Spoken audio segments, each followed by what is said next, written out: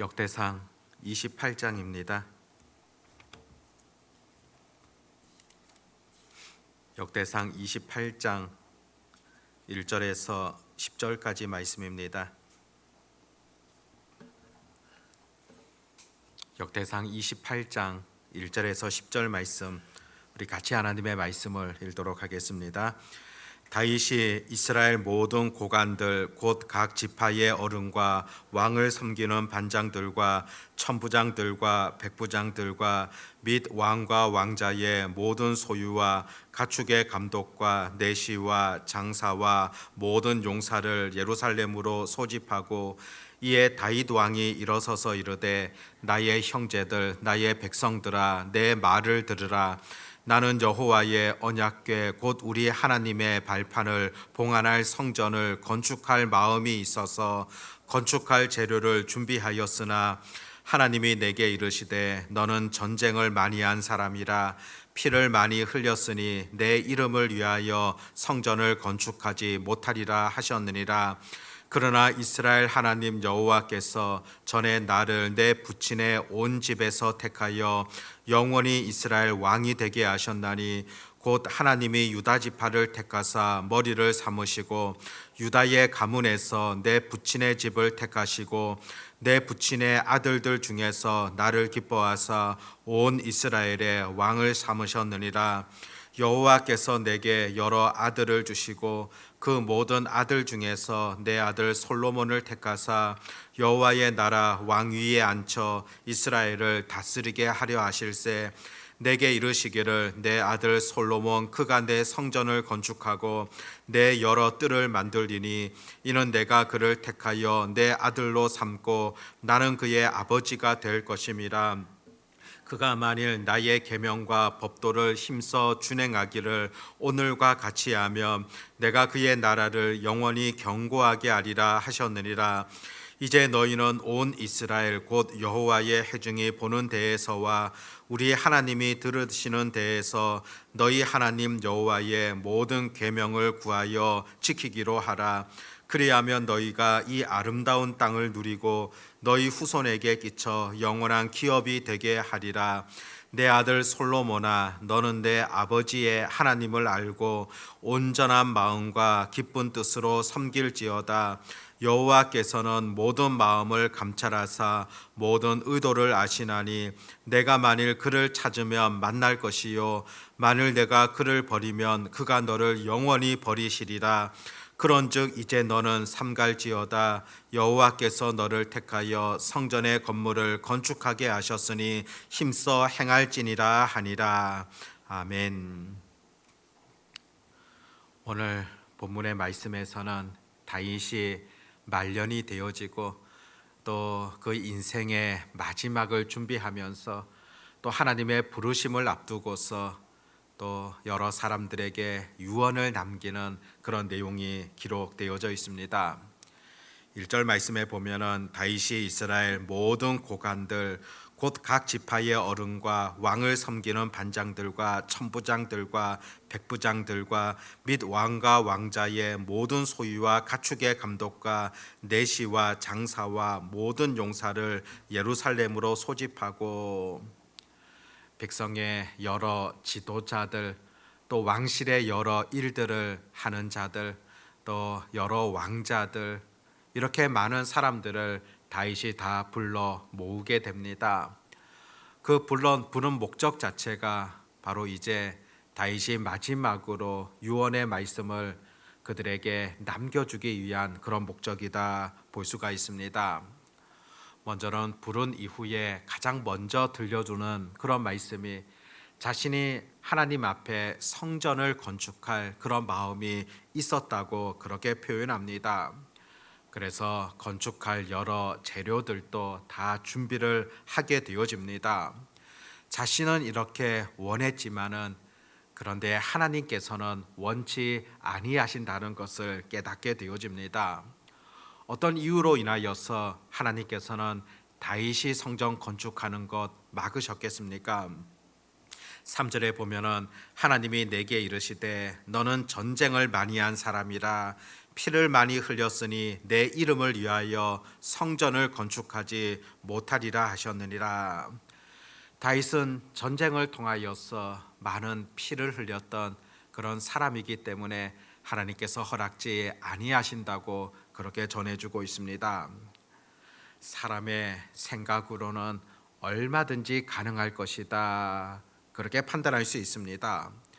그렇지만은 하나님께서는 다윗을 통하여 그 일이 이루어지는 것 막으셨다는 것입니다. 다윗은 그 하나님의 뜻을 깨달은 이후에 자신의 생각을 접게 되어지고, 또 내가 모든 것을 준비했기 때문에 내가 해야 된다, 그런 생각을 포기했다는 것입니다. 결국 그것은 하나님 앞에서 바람직하지 못하다는 것을 다윗은 누구보다도 잘 알고 있었습니다. 조금 늦어진다 할지라도 하나님의 때와 하나님의 방법으로 일이 이루어져야 한다는 것, 다윗이 늘 가졌던 그의 관심이며 관점이지 않습니까? 그런데 이런 다윗과는 대비되어졌던 그 이전의 사울 왕을 우리들은 살펴볼 수 있습니다. 사무엘상 13장 말씀을 보면은 사울 왕이 블레셋과의 전쟁을 앞두고 있습니다. 가만히 보니 블레셋의 병력이 상당하다는 것을 보게 되어지고, 그 전쟁에 빨리 참여하기 위하여서 제사를 드린 이후에 그 전쟁에 참여하고자 합니다. 그런데 제사를 집례해야 할 선지자가 오지 않게, 제사장이 오지 않게 되어지자 왕이 조급하게 되어집니다. 결국 그 제사장 사무엘을 기다리지 못하고 왕이 하나님 앞에 제사를 드리게 되어지는 그런 일들이 나타납니다. 이 제사를 드린다, 분명 제사장에게 맡겨주신 그런 임무라고 볼 수 있습니다. 그것을 제사장이 해야지 왕에게 맡겨진 일은 아니라고 볼 수가 있습니다. 결국에 사무엘이 와서 그 사울 왕에게 어떤 말씀을 합니까? 사무엘상 13장 13절 보면 사무엘이 사울에게 이르되 왕이 망령되이 행하였도다. 왕이 왕의 하나님 여호와께서 왕에게 내리신 명령을 지키지 아니하였도다.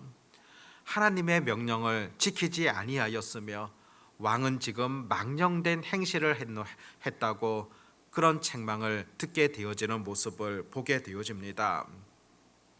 하나님의 때가 있으며 하나님의 방법이 있습니다. 내 생각과 내 방법, 그것을 우리는 쫓아가는 것이 아니라 하나님의 때에 하나님의 방법이 이루어지도록 때로는 기다려야 되고 또 기도하며 사모해야 된다는 것을 가르쳐주고 있습니다. 다윗은 그런 면에서 바로 하나님의 때를 기다렸지만은 사울은 기다리지 못함을 통하여서 여러 실패의 과정들을 우리가 역사 속에서 볼 수 있지 않습니까?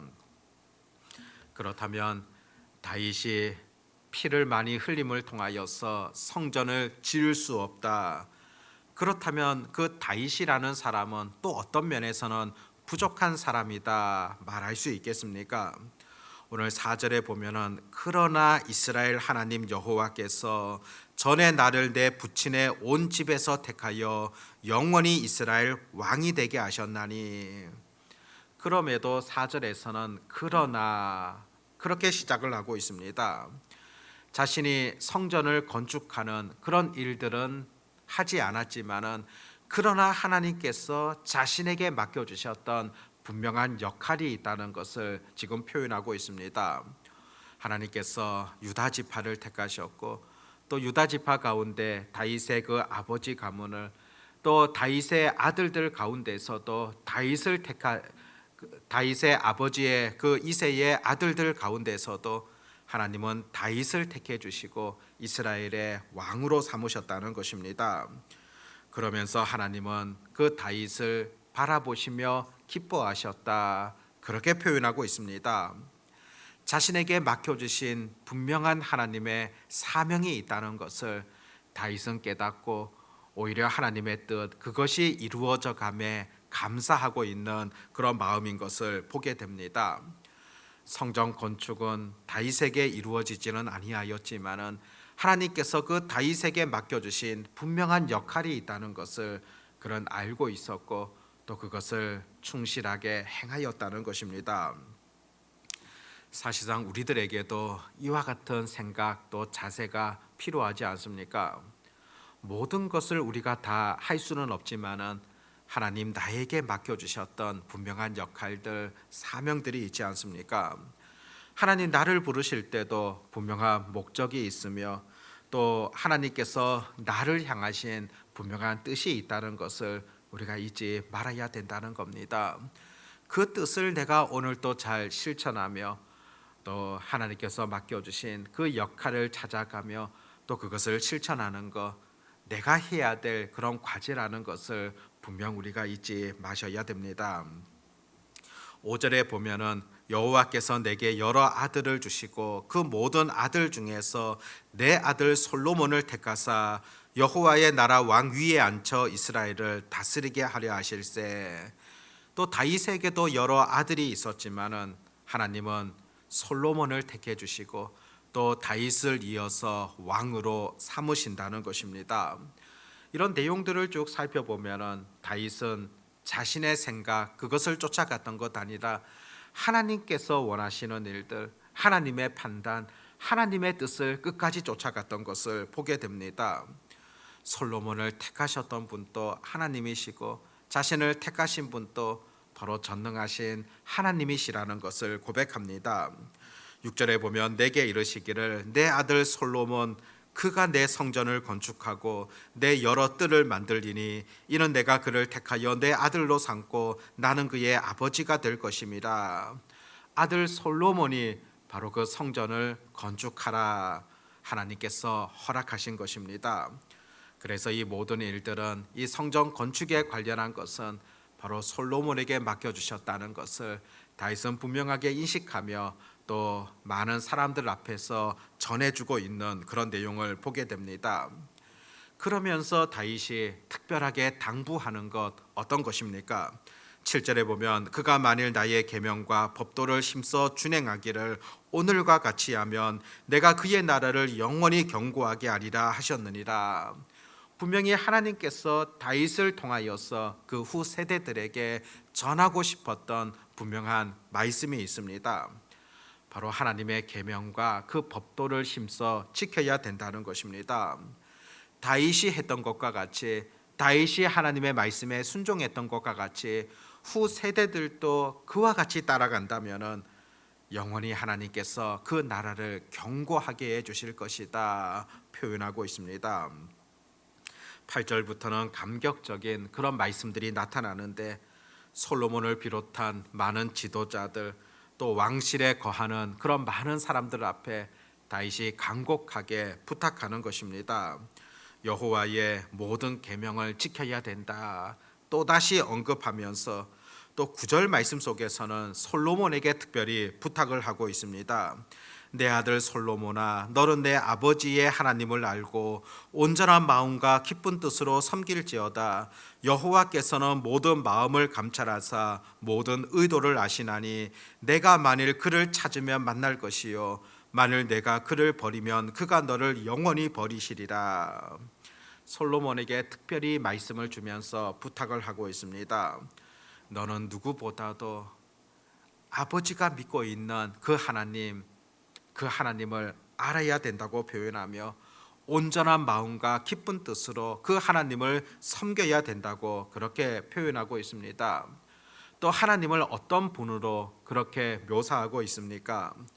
그 하나님은 사람들의 모든 마음을 감찰하시는 분이시며 또 사람들이 갖고 있는 모든 의도까지도 아시는 분이시다.